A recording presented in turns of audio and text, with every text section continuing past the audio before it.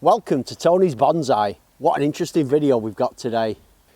Creating good bonsai often involves subtlety, technique, knowledge, and then on days like today, it involves one of these.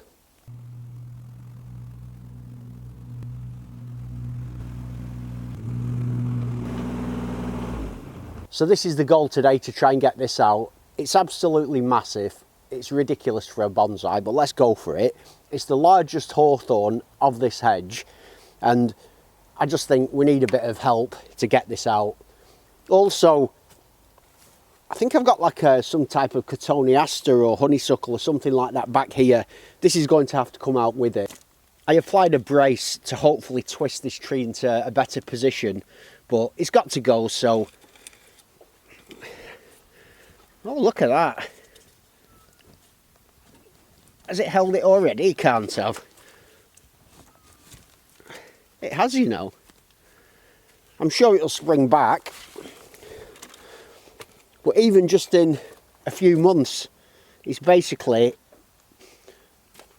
settled into its new position, which is fantastic. Before we start to dig, I just want to show you the scale of this. It's probably every part 10 inches at the base. It's a big old beast, and because I cut it down last year, it's got all this growth that it put on in the last 6 months, so hopefully it's got a chance.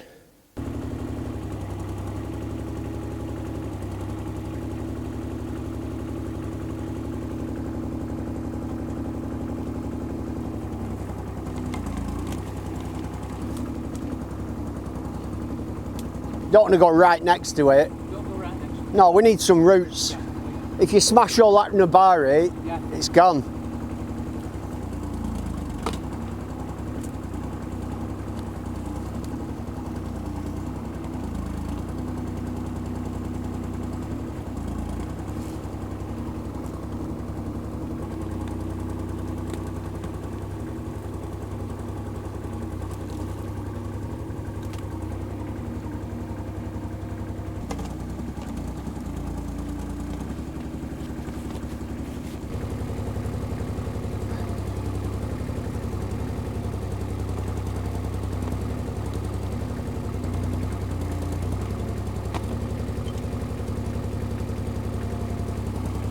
That one came out perfectly. Just do exactly the same with this and you get your wages. Wait, don't damage the bark, Dad. If it smashes that bark in, it's... I just wondered if... Yeah, but if I can... A bit of nudge. Yeah. I take your point, yeah. But yeah. I can put like a board. Look at that. That is solid. Yeah. I'm going to have to come from that side. We're going to have to cut it back. But I don't mind doing that. Do what we've got to do. But if you just dig into it and scrape all that bark, that's like the beauty of the tree. It is. And it's 10 years to recover all that. I'll avoid it then anyway. I don't need to put it at the top and put No. I just thought I'll have a look, but I can see now with my foot. No. Miles off. Yeah. Miles off.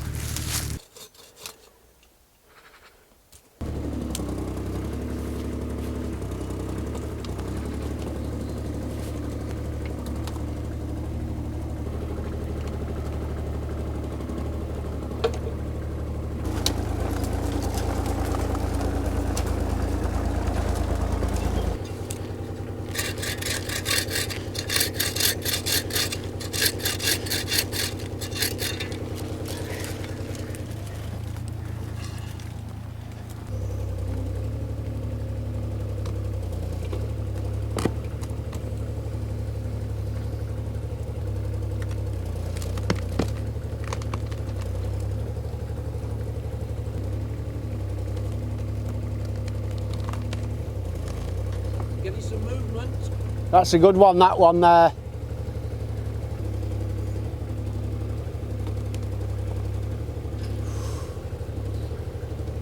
That back, the back roots are going to have to be cut, I think. The tap. At the back. It's going right under the fence. You nearly broke that panel then. Panel? I think you're going to break that bottom panel. You know, as you lift that, it's going to crack the concrete. There.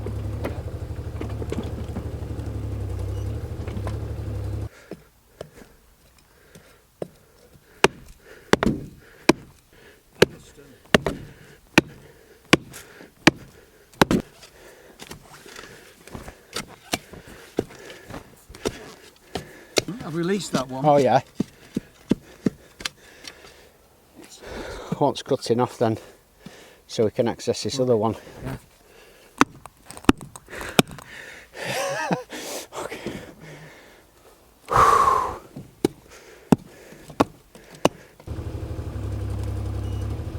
Oh, it's revealed that root, Dad. It's massive. Yeah? Done it.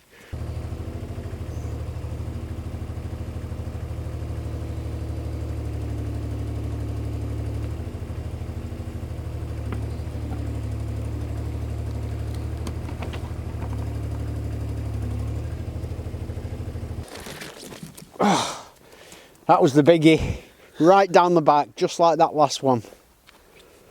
Should we knock a bit of soil off and then... Yeah.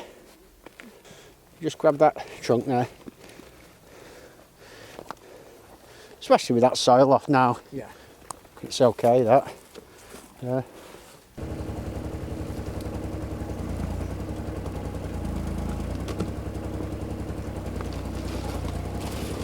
Oh yeah! What we got here? Oh, that is what you call A gin. shari.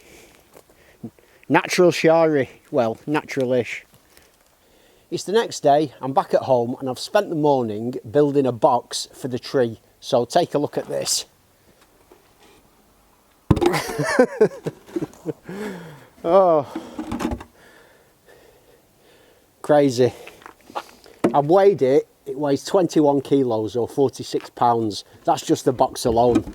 And obviously when the tree and the soil's in it, I'm not going to be able to move it on my own. So I've got a little space behind me here that I've cleared out and I'm going to put the box there and then show you the tree.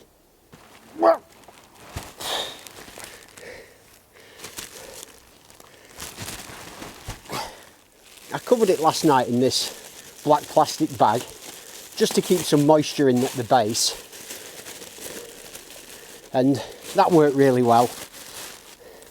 Everything you can do at this stage to just give the tree whatever chance it's got, you've got to give it. But this can now come off. We didn't get too much damage. The bark got damaged a little bit in here, but it's not too bad. That should heal over fairly easily. I've obviously chopped all the roots back. There's a few fine bits and bobs in the interior, but not much. This has to push out loads of fresh roots, but you can see the lovely fluting on this trunk. I mean, it's a ridiculous size, but you know, sometimes you've got to do these things. And let's see if it goes in. I think it might just be a bit tight. It is. Just a touch, not a lot. That's how I wanted it.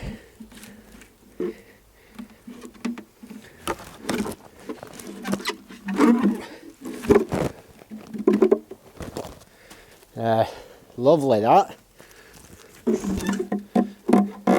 Beautiful. So it certainly won't need any tying in, anything like that. This is just kind of a perfect fit really. I pre-mixed some serious amounts of bonsai soil.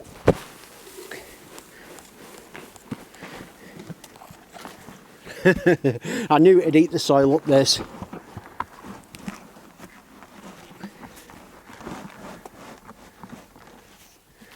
You would not want to be doing this with Akadama, that's for sure.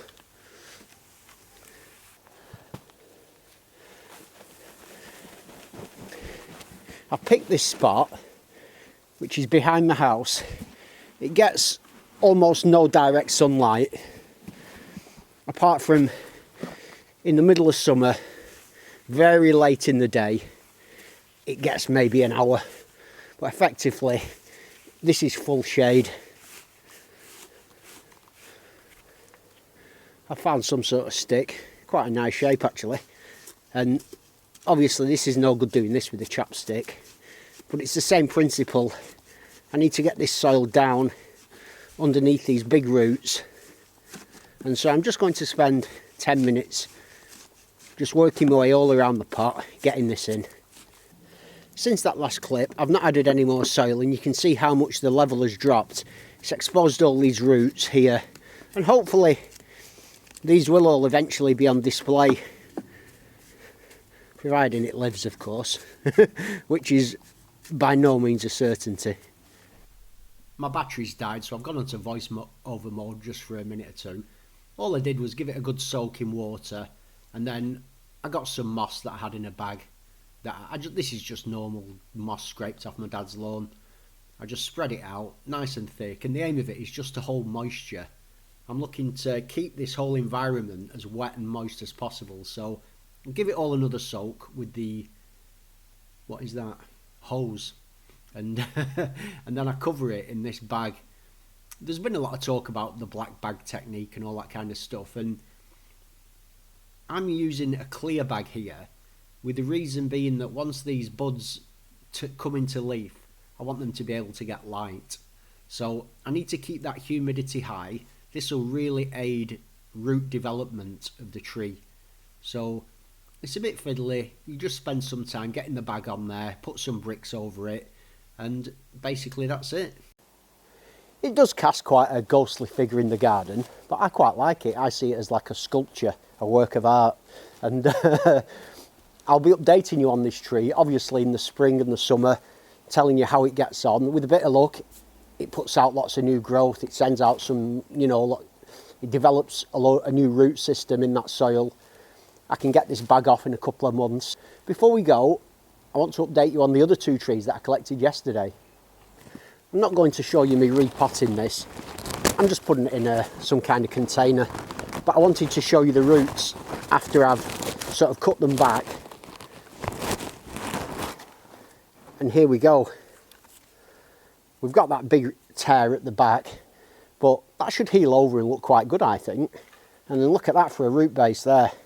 So I definitely see this as the front, with the tree going backwards, branches, maybe a bit of carving, I don't know. A bit like that big one, it's a question of trying to get it to survive. There's very little fine rootage on it, so I need to get that in some soil and get a bag on this one as well. And here we've got this other tree, which I think's got some cracking potential. I'll show you the close-up of the roots. Look at these, they look great. I'm going to add some more bonsai soil and fill it up to here to give it the best chance of survival. And I've decided to remove one of the trunks. I won't be doing it now, but this one at the back I'm going to remove completely. It'll mean that this tree has some great taper.